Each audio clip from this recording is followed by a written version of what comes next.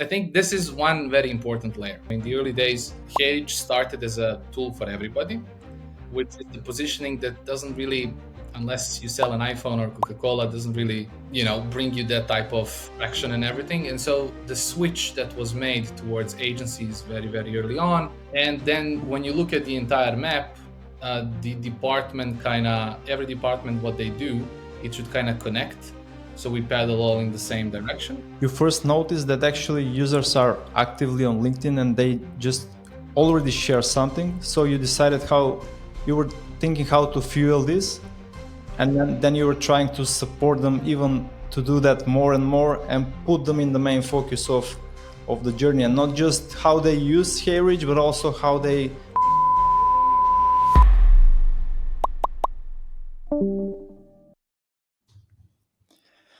Welcome to Leaders of Growth. I'm Milan, Savov, CEO of SmartClick, and we help B2B SaaS companies to position on top of results of Google and LLMs and get high quality leads. I started this podcast because I wanted to bring the stories, the lessons, and strategies of real leaders and people who actually walk the talk directly to you. So in every episode, I'm sitting down with founders, CMOs, and people in leadership positions to uncover what's really working on in IT and SaaS these days. And today we have Vukasin Vukosavljević, who is CMO at HeyReach and has huge experience in marketing from Lemlist to HeyReach. And he has also his own consultancy company, which I know, and I believe that he will share huge value today. We met at SaaStanak last year and again today, this year in Šibenik. So we had some discussions. I also saw your presentation there, and I think you have a lot to share to other people. So welcome, and how are you?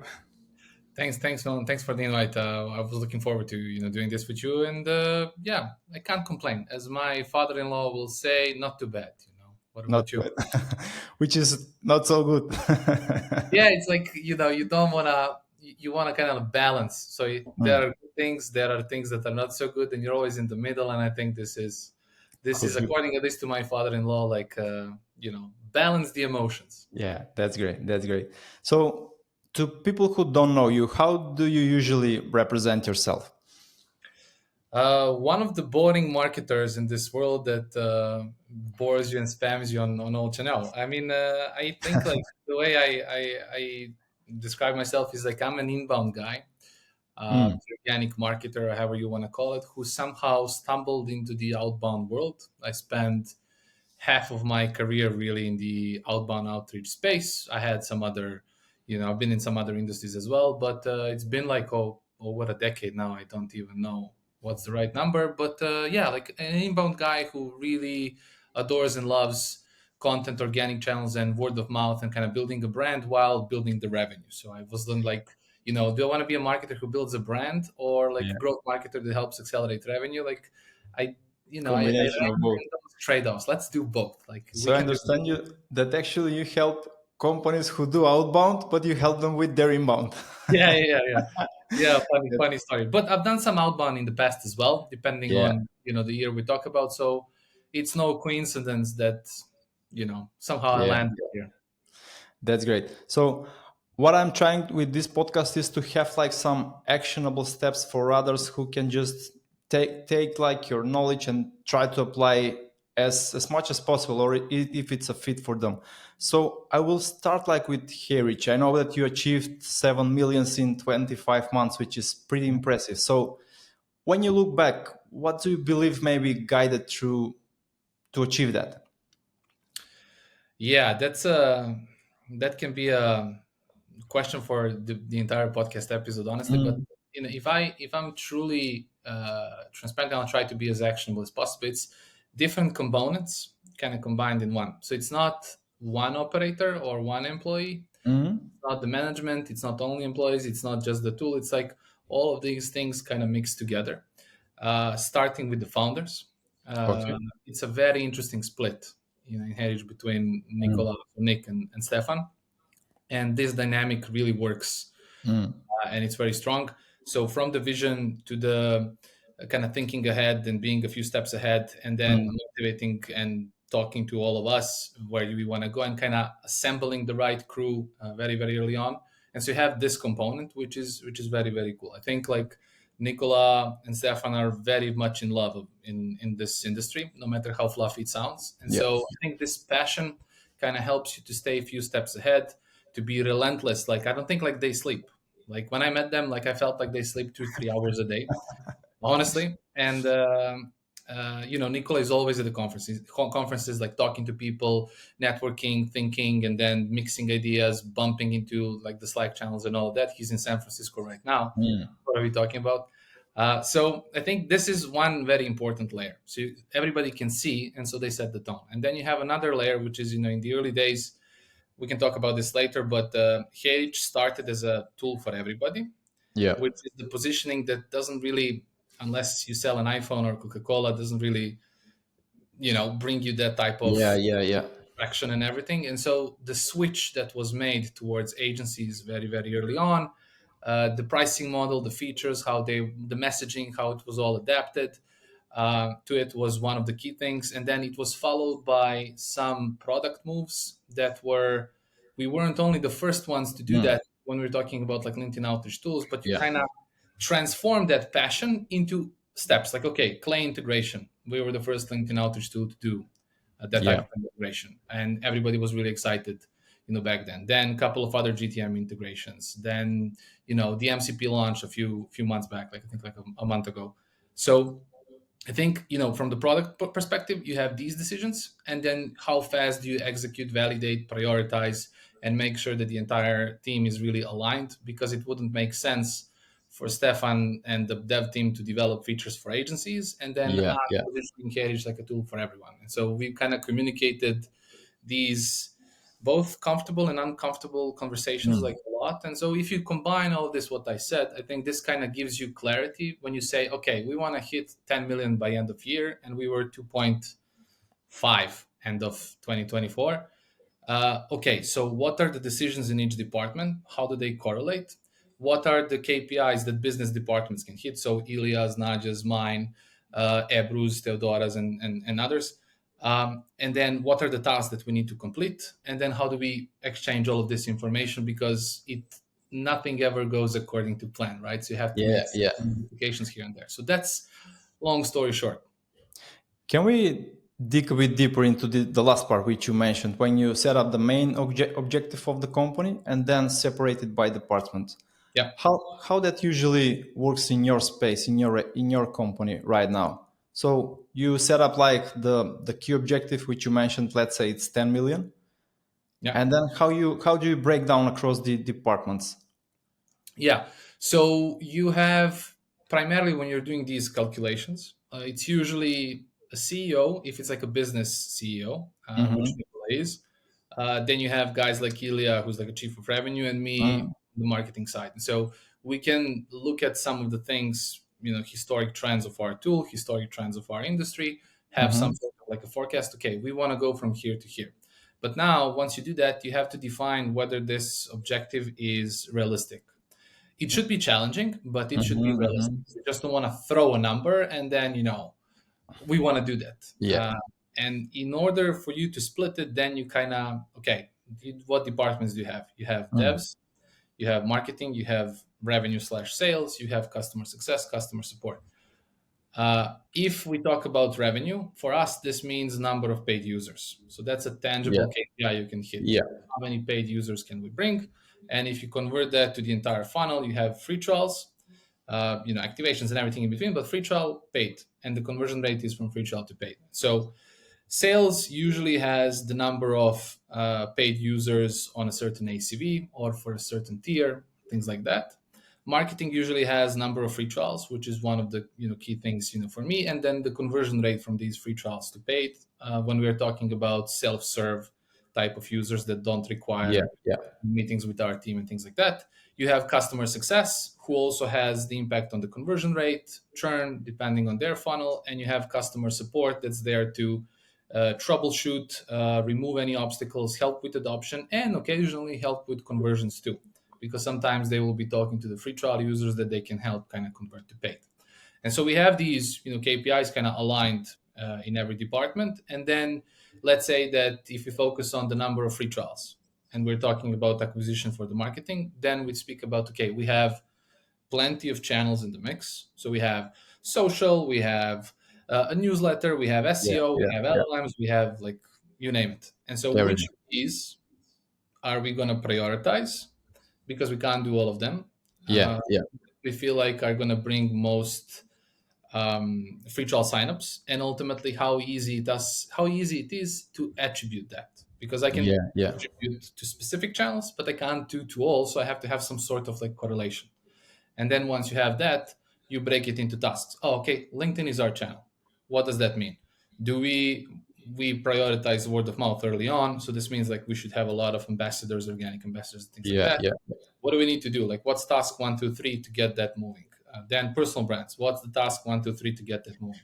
Write X amount of posts, get X amount of connection requests, find 1,000 meaningful ICPs to connect with. Who's going to do that?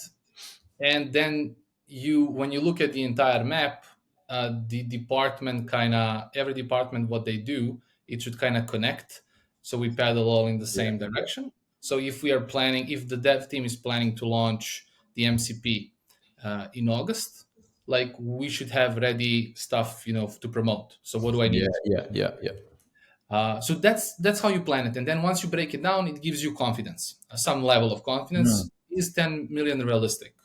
Oh, it's not realistic because we don't have experts for these channels and we can't do that. So, okay, we need to bring somebody in. Is it full time, part time? And then you kind of make these decisions, kind of organize your On the thoughts. go. It's going to be bulletproof. You have to modify and Mm. always measure, evaluate. It's rarely the channel, it's usually the operator who makes mistakes. So, that's how you Yeah. kind of make it. And when it comes to channels, I know that a lot of companies are trying to like use every channel, try to shoot everywhere at once. Yeah. What was like the decision which you made? Which channel could work best for you? Did you tested something before, or you start running more channels in between and then decide which one would you like choose for the primary one? So there were ideas. So I originally started like kind of consulting cage. So I wasn't always a CMO. First, I Yeah, started yeah. as a consultant prior to switching. But when I was a consultant, Ilya brought a very good perspective when we started working, which is agencies as an ICP are the ones that get most excited about our features and that are Hmm. easiest, like relatively easiest to convert. Yeah. And so that got us thinking. And then you kind of start digging deep into your ICP. Mm. And then you say, okay, all of these agencies, all of the owners of agencies, all of the people who are in their team, they Mm. are all very, very active on LinkedIn. They're recommending tools all the Yeah, time. yeah, They're yeah. proving their authority. It's an acquisition channel for them. Mm. And so once our tool finished the beta and everything and got stable enough and started getting some agencies to use it, they were mentioning us on their own. So it Yeah. wasn't anything that marketing did. It It was the was like product. organic mention on LinkedIn. Exactly. So if the product helps them win, if they enjoy using it, if it's whatever, simple Mm. enough, but more importantly, brings them positive ROI, they will Yeah. mention. And so this was the first brainwave. So word of mouth needs to be prioritized in every single scenario. So what can we do apart from these organic ambassadors Mm. mentions that to fuel that type of word of mouth? So if you think about outbound outliers, clay templates, expert program, creator program, Yeah, things, yeah, yeah. not a coincidence that we kind of prioritize these. So the ICP knowledge and some backup information from the demos, from different departments, from customer support, they kind of shape that map in my mind that word of mouth is the game. And our objective, one of the key objectives in marketing, is to put users into the spotlight.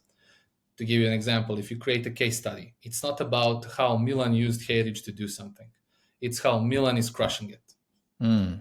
And you're the Batman of the story. HeyReach is just like I found Robin. like a hero story. Exactly. So HeyReach is like a Robin or Alfred, depending on Yeah, the yeah. scenario, where we don't aggressively try to sell. And now, if you think about it from today's perspective, we have stronger distribution channels. And so we create this case study Mm. together. But once we start distributing it, we bring leads to our users in a way, which is one cool thing. Then on the flip side, the guys, the users, so they will share this story. So we fuel word of To the mouth another. others. And as a content piece, if formatted and structured correctly, it helps me do three things at the same time. So I can use it for acquisition because there's a mention of HeyReach in there somewhere. Yeah. I can use it for onboarding to activate users, and I can use it for retention to inspire a new campaign for some users. And so one piece of content kind of does a couple of things at the same time, but the primary driver is word of mouth and putting the user into the spotlight and not our tool. That's great. That's great. So if I understand you well, you first noticed that actually users are actively on LinkedIn and they just already share something. So you decided how you were thinking how to fuel this, Yeah, and then you were trying to support them even to do that more and more and put them in the main focus of the journey, and not just how they use HeyReach, but also how they, as you mentioned, crash with HeyReach together. But to focus to be on the customer, not on the HeyReach. This precisely. is this is really Precisely. impressive. Keep in mind though that I wouldn't like there needs to be some sort of uh, actionable, relevant placement for HeyReach for this tool Mm, without feeling it too salesy. And there was also another key component. So even though we focused on agencies early on, I mean, we always knew that there will be salespeople, there will be yeah, yeah, GTM yeah, engineers, there will be occasional recruiters here and there, but our yeah, yeah, primary ICPs are agencies, sales teams, and growth and revenue teams. So the patterns between them, they are all very active socially. A yeah, yeah, GTM engineer would record like a cool YouTube video to speak about the N8N workflow. Salespeople will also be building their profiles on LinkedIn. yeah, Everybody's yeah, on yeah, LinkedIn. yeah. So even then, you kind of can see that this marketing move, even though it was focused on agencies early on, will easily adapt to the entire user base and Yeah, can exactly. build on. Then these guys are crushing it with Clay. Let's do Clay templates. It's all about their Mm. templates. We put their call to actions, but HeyReach can be part of any Clay table. Yeah, yeah, that's great. I remember your presentation that you mentioned that HeyReach also do a lot of partnerships as part of the strategy. So can you tell me more about that? How that idea came out? I think you already mentioned something about it with Clay and integrations, Yeah. but how to strategically approach to partnerships? Yeah. So you had this moment in time where the outbound industry was moving from using, let's say, I'm just going to use Zoom Info for Mhm. getting leads, and I'm going to use one tool, whatever the tool is, to reach out to people. But then this Clay thing kind of started, and all of these hundreds of different tools kind of appeared. And so there's this what I label internally as BYOT principle: bring your own Mm. tool. And I think what Nicola, Stefan, and Ilya and the rest of the team in the early days kind of figured out is it's not about building every single feature within HeyReach. It's about Mm. allowing people to connect whatever is that they want to connect. Because nowadays you don't. In that shift in the industry was you no longer need the best or the most expensive tool. Yeah, You can use whatever tool you want, but if you can connect them together, they will do the same thing. yeah. And so just like open The ecosystem. integrations part. Exactly. And so they integrated with Clay. A lot of tools based on my, like research and some things I kind of picked up, in between the conversations, weren't really sure whether they want to build these integrations, Mm. which gave us also the upper hand in that sense because we were very confident about doing it. And so with the Clay integration, the first LinkedIn outbound tool to do it, then this gives us this first mover advantage if we can capitalize on it. And so if you think about it, Clay has an enormous distribution. So Yeah, yeah, what's the way once we integrate, how can we tap into that? And how can Clay tap into and get some ROI from our integration as well? And yeah, so yeah. the first move was the webinar, which I showed, at Sastanak. And the idea was it's not anything revolutionary. People do these webinars all the time. You Yeah. show actionable use cases. There was guys from Clay, guys from HeyReach, power users and things like that. And but there was a competition at the end Mm. because the Clay's audience is very very engaged. The logic was, let's organize a competition. The rules are, use our two tools in the next X amount of weeks to create a campaign, get some positive results, share it on social, and if you do, tag Clay and tag HeyReach. The best use cases win some very cool awards, such I as remember that post. I think I read it. Clay credits. You get the hedge license for a year and things like that, and you can again fuel word of mouth in a Yeah, way. yeah, yeah, Get yeah. a lot of posts. So the logic was always word of mouth, and then this formula was replicated. For example, with Trigify when we Mm. integrated it with a lot of other tools, and for the most part, it worked beautifully. There are occasional webinars where it didn't really work, but for the most, it did, and so allowing us to maximize distribution and build a bunch of use cases that we can later distribute through outbound outliers, Clay tables. And probably once you had one successful webinar with some of these integrations, then you know the process, you know how to approach to the next one and next one, so you Yeah, just yeah, make yeah, it yeah. more faster. Exactly, and there's always something you do wrong, so you can improve it the next time. And so this makes it really really cool. Yeah, that's cool. That's cool. When this growth happens, as we mentioned before, from to 7 million in 25 months, as I remember, I suppose that it's like could be a bit dangerous for also for the company, for the people inside. So how do you handle that situation to protect yourself from burnout, or the team inside, just to to stay on the track? Yeah, that's an excellent question. So it's the answer is going to vary pretty much on the department. So in the early days, Stefan, as the CTO, had a bed in the Mm. office, and he was working literally. I don't know. If the day has 24 hours, he was working 21. So, but it's his passion and Mhm. his discipline that kind of makes him move through this momentum in the later stages when you kind of have the team and everything. So remember that business roadmap we were discussing. Yeah, So now you have channels and tasks, and you have people who are assigned to own these. yeah. I have one person owning three channels. Something is off. Like it's too much. They Mhm. can't have my SEO person handle social and handle onboarding. It doesn't make sense. Yeah, yeah. And so I have to, either bring more people, or if I can't bring more people, I have to sacrifice some channel, at Mm. least for this phase. And so it's these decisions and then evaluating the productivity of everyone. So, I'm a big advocate for deadlines. Like I want to Mm. do this by when. And then this tells me how productive is the person. What can I do to help this person be more productive? What can I do to help me be more productive in the first place? And uh, mm, people themselves, like everybody in the marketing team, they are owners of their channels. Like I don't micromanage them like literally one bit. And so they will come and say, hey, I am doing 10 articles a month. I want to do 20 because I feel these are the results. It can go even higher, but I need XYZ. And then we ping pong ideas Yeah, and yeah. make these decisions together. That's how you kind of I think like fight burnout. But there are times where it's not ideal. There are times when there are working weekends. There are times when you're working like late. Yeah, yeah, yeah. There are a So gazillion of when it issues every single quarter. when it So uh, when it was like a hard time, like these things which you mentioned, is there any like hardest conversation with the team which maybe is nice to be shared and it's like a great experience for others to hear? yeah, on the company level, the two toughest things, they didn't have much to do with marketing. They had to do with dev and support.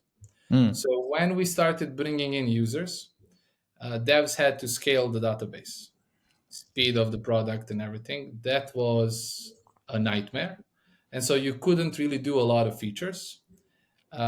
You had to, because like when you're building the tool, when you're building your tool in a very early stage, you are trying to ship things fast, and so you're going to make some sacrifices in terms of the quality of the Yeah, product. yeah, It's yeah. totally fine. That's the way you should do it. But then later, now you have to fix all these and make it even better. But this consumes a large amount of time. You need Yeah, yeah. seniors for it. So there's a hiring component in everything.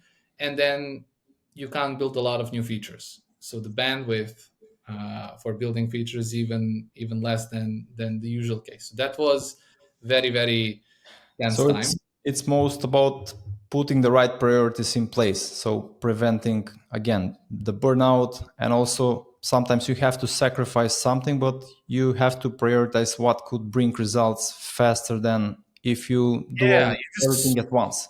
you just had to do it. It's like cleaning your Yeah, house. It's not the yeah. sexiest task. It's not like buying beer for the people who are going to come, to your party. But you just have to do it. And then on the support side, the amount of users with the new volume of users, new volume of tickets kind of came. Yeah. Our response time was terrible. There was like too much. There was no AI in the Yeah, process at yeah. all. And so with all that, being said, the reviews on customer support became bad. And so Mm. you had to fix this. That's where Ebru kind of came in, organized the entire department, and in span of a couple of months, everything was running very, very smoothly. So those are the two most, I would say, not traumatic, but very, very tough periods. Yeah, In yeah. marketing sense, it's just like channel is not working, or maybe something is off, and then you just have to troubleshoot and fix it. So it's like more channel related. These two were the company depended on it. Yeah, yeah. That's cool. So let's just summarize the first part of this conversation. So as I understand, the HeyReach and the things which worked most was like these organic shares from people on LinkedIn mostly. And then you just fuel that and start doing the integrations part, webinars with companies like Clay, like Trigify, and then just learning from that experience and just do more and more and more. Uh, Exactly. Shortly. Exactly. Let's discuss more about the next thing which you're doing, like the mentoring B2B startups. You're saying that you're mentor to startups who are aiming to achieve 8-figure revenue. So Mm. what's like the first pattern which you look for you to judge if a company can scale that big, or maybe it's not timing or something else could not be good for achieving 8 figures revenue? So what are the usually I work with SaaS companies. So Yeah. what are the differentiators? Like, do you have a feature, a new Mm, feature, a simpler feature, a faster feature? What are you bringing to the market? And then once, if there are to begin with, but once you identify differentiators, how are you going to position them? mm, Like, what's going to be the messaging? Like, how are you going to make it resonate? When people speak about, for example, email deliverability, when we did this at Lamless, when I worked at Lamless, it was nobody understood. I mean, most of an average user wouldn't understand what's email deliverability, let alone more technical things. And so the way you could position it is never go to spam again. And so how are you gonna make that message so it sound appealing, and then do the product placement to explain like how the product does this and everything. And so that's the number two thing I look like. but What usually these startups are already like developed to some phase, or you just try to help them from like the if very beginning when they try to position to go to market. There are two kinds. So you have ones that are still looking for the product market fit. For example, Mm, HeyReach approached me when they were looking for product market fit, and there are some folks who might be generating some amount of revenue, but they need to reposition mm, because the product changed, for example. And so, what's the messaging, and is it resonating? And then, based on that, is um, their metrics and kind of looking at what's now working and what's not. Like once, for example, I had a client mm, who didn't have a lot of organic or very limited inbound, but their traffic was nuts. Like they were generating million of traffic a year. But if you take a look at their articles, the content, funnel, like which of the stage they prioritize, there were no, for example, CTA buttons, no yeah, placements, yeah, placement. And so you don't have to start like a new channel. You can just test a hypothesis on a channel that's already generating something yeah. and see where it takes. So you do the 360 audit, but most important things are the differentiators, the positioning, who's running the show, and so talking with them and understanding, like, are they, passionate enough? Are they skilled Yeah, enough? yeah. Can they do this? A lot of Uh, factors. yeah, what are they missing? Or are there maybe, which is the great scenario, if it's like an earlier company, they're not A players yet, Mm. but they're B players on their way to be A level Oh, mate, players. that's great. So, if that's the case, there's something you can do to push them It's easier. even faster. Yes. And then what's the culture in the team? Like, sometimes when you bring a consultant and we talk something on the meeting, but then on their internal team meeting, they change everything and they start doing different things, which is, fine. But, the culture, the communication, how you kind of prioritize things, is Yeah, everybody yeah, aligned in yeah. the team? Even a dumb thing as using on Slack more one-on-one uh, Mm. kind of talks rather than a company channel, a public channel, you can Yeah, tell a lot, yeah. through that. And then you try just to identify, okay, what are we dealing with here and what can hold us back? Yeah, yeah. So on our end, we are also noticing, like, when you mentioned that there could be a millions of traffic, but it doesn't convert well. It's very, very often scenario to people because they can create like a content who doesn't resonate for their real ICP. So people Yeah, are coming, but they're not staying on the site because it's not relevant for them. So you have to tweak it and then just attract the right people to read, and again put the right call to action so they stay at least in the database. So you follow up with nurtures, with emails, and whatever it is. Uh, exactly. Or at least, like, there was once an example of an SEO agency I repeat all the time. mm, They were selling SEO services, but a lot of their traffic was people who wanted to learn about SEO because they were great at creating educational and actionable content, but that audience didn't convert. And so the guy who was running the agency came up with the course idea, came up with the paid templates idea so that he mm. can monetize this audience. So there are different things you can do depending on what's the vision of the company and where you want to take it. But Yeah, uh, yeah, but yeah, it just requires, you know precision thinking, I guess. yeah. When you mentioned that when you agree something with the founders and then they change their minds after the meeting and do the opposite or maybe something else, do you think it's like some mindset issue, or they have to make some mindset shift before even trying to work with the consultant, or what's your opinion on that? So it's not always the founder that's in wrong here. The consultant can be wrong as well. So, Mm, and I try to, at least, like, that's probably thanks to the way I was raised in my family, is you try to put emotions aside. yeah. So the pivot or the change that they made, what's the logic behind it? Can they clearly explain, If the argumentative? consultant doesn't understand them well, are they actually willing to do the change? Maybe that could be the issue. Yeah, yeah, exactly. So do you have arguments to back up that change? Yeah, Or yeah. are you doing this based on a gut feeling? And how good are you with the gut feeling decision making? Mm, Do what's the reasoning? And so if you have a lot of experience, years and years doing this over and over again, then you can kind of see the logic, yeah, yeah. where this goes with this type of a decision, where this go with this type of a decision. And then it's also the communication in general, like, in my world at least, but there's more than one way to do it. There's no right and wrong. There's just, like, personal Yeah, preference. yeah, exactly. Like, when you make a change, you communicate it. And so if you don't communicate it, then we don't have a channel issue. We have a Yeah, communication issue where communication. you're not making everybody paddle in the same Mm, direction. And then, if I discover this and, we address it, but then it repeats again, regardless of whose fault is it, like theirs or yeah, mine, yeah, yeah. then we're just not we're not compatible, to do this. I was once working for a startup that brought me to build the inbound system, and I had a great relationship with the founder. But no, whenever we were close to launch this tool and kind of build the inbound infrastructure around it, because he had another tool that was built around outbound infrastructure and Mm, longer procurement and things like that, he always switched back to outbound until at some point we said, this is just like, we're not compatible. You want to do it this way, I want to do it that way. because it's your company. Do it your way and Yeah. find the guy or the girl who can kind of help you go in this direction. And so just like addressing these things more than anything else. Okay. Okay. That's nice.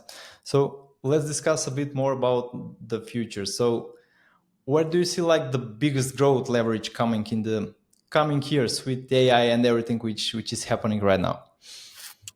Precisely that. I think the MCP feature gets me really excited. I think it's going to change, a lot of things. Some stuff that Clay, for example, launched on their Scope conference.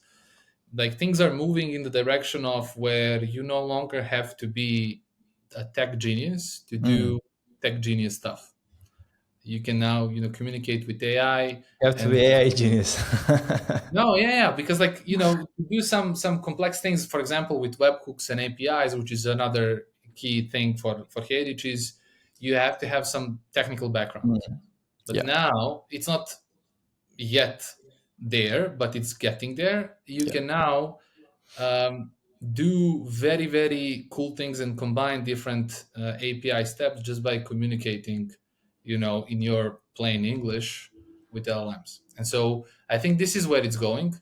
I think understanding how to be a proper sparring partner with this is key. I think anybody who doesn't do it will have a tough time, in a few years. So I don't think like AI is replacing jobs. I think it's just like an adjustment you need Powering. to make. Yeah. Now we're working together. Yeah. Yeah. Yeah. Maybe someday in the future they become our boss, but until then we have to find a way to work together and treat it like a sparring partner. That's great. And I have one difficult question now. Imagine that you're starting a new SaaS today. Yeah. So, what would you do in the first 90 days to spread the word about it and or to test the idea, whatever it is? Well, it's going to depend. It's going to depend on the industry. It's going to depend on the ICP. It's going to depend on the differentiator and the positioning that I want. But say that it has an inbound potential, I would definitely use outbound. That's like a no-brainer channel for me at all time.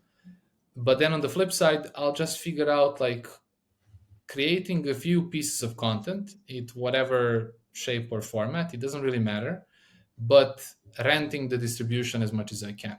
So typically, when you launch a SaaS, you go to Product Hunt, you go to AppSumo, and if you think about it, you're renting distribution. You're just creating your landing page there, and that's it. But you can do the same things with content.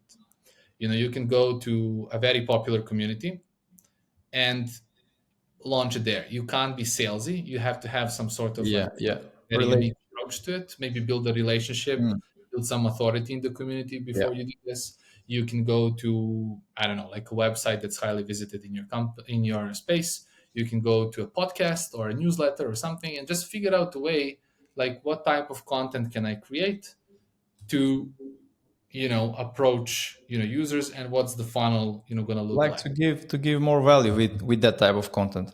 Exactly. Exactly. So you will prefer like starting the outbound from the day one, let's say, and Of then course. just try to create the content which could bring inbound leads after that, and Yeah. then redistribute it and give value, but not be salesy. So that would be like your Yeah. strategic For sure. move. For sure. You validate the hypothesis. To find the product Mm. market fit, you need two things. You need like a way. You need acquisition, so users kind of Yeah, coming in, yeah, and you yeah, need retention, so users staying for a couple of months and not churning immediately. That's when I have something, and that's where you can, in poker yeah, language, go all in and battle on specific channels. But if you don't have that, like you should find a reasonably fast way to get it, fail fast, learn fast, and then readjust a couple of things. But just because you're an inbound guy doesn't mean that you should prioritize rely inbound. on that. Yeah, yeah, yeah. That's nice. So we're almost at the end of this podcast. As some final thoughts, would you like to share some advice, maybe business or personal, whatever it is, which you think could be useful to future SaaS leaders? That's how do I make this without sounding fluffy? Um, what I'm thinking about a lot, like about the next step of HeyReach, for example, there's a quote from a TV show called Mobland. I don't know if Mm-hmm. you watched it with Tom Hardy. I highly recommend you do. But there's like a quote that says, success breeds complacency, complacency breeds hubris, hubris breeds arrogance. To give you like a contextual example, I think back at Lemlist, we also had very strong organic channels and everything. And my only regret, tactically speaking, from that time is not playing with channels outside of the world, that we've created, such as, for example, ads. Like, why not fuel that organic growth? We tried. I think we tried. We hesitated, and then we tried. It didn't really work, and then we gave up for a while. I think they're probably doing it right now. I don't know, but back then, like that was my only regret, tactically speaking. And so I don't want to make that mistake again. I want to be very, very, vigilant about these things and just always be on offense. Like, just never stop focusing on other channels, like making the existing channels better, but being open to test everything and have a way where you can test and realize your winners. But personally, apart from that, like personally, just have fun. Like, I think Yeah, find yeah, that you truly want to work at. It's never going to be ideal, but don't hesitate too long to maybe change something. yeah, If yeah, yeah, it's like a funny feeling, like years just roll by. The older I get, the faster it goes. And yeah, so when yeah, I look back, like I just want to know it was hard, but I had fun. yeah. That's great. I know that you're a fan of Inter Milan. I'm Yeah, also too, and you probably know the phrase that the offense is the best defense, exactly. which usually is not practiced in Italia. Not so much. Yeah, But depending. yeah, but that could be the case which you mentioned, that instead of we trying to defend, maybe it would be nice if we just push stronger to what actually works and just be open to test something else in the meantime, and maybe that something else will also like open other opportunities for Yeah, us to yeah, grow. yeah. And things like with success, like check your ego. Don't Yeah, be yeah, arrogant when people yeah. come up with new ideas. Like, usually, it's funny how sometimes that Mm. can slow you down as well. Yeah, yeah. Thank you for all these conversations. I enjoyed into it. So we're But in just wrapping the episode. Do you have maybe anything to share which we didn't cover in the questions before? listen to Milan's podcast. Okay. Thank you, thank you. So that's it for today's episode of Leaders of Growth. Thanks to Vuk to sharing your story and your experience. I'll leave your contact in the description, so in case someone wants to contact Vuk for consultation about marketing, you can do that. So if you enjoy this podcast, just follow it and don't miss any future conversation with SaaS and IT growth leaders. This podcast is powered by SmartClick, the growth partner for B2B SaaS companies looking to scale their organic leads. I'm your host, Milan Savov. So until next time, keep leading, keep scaling, keep growing. Bye bye.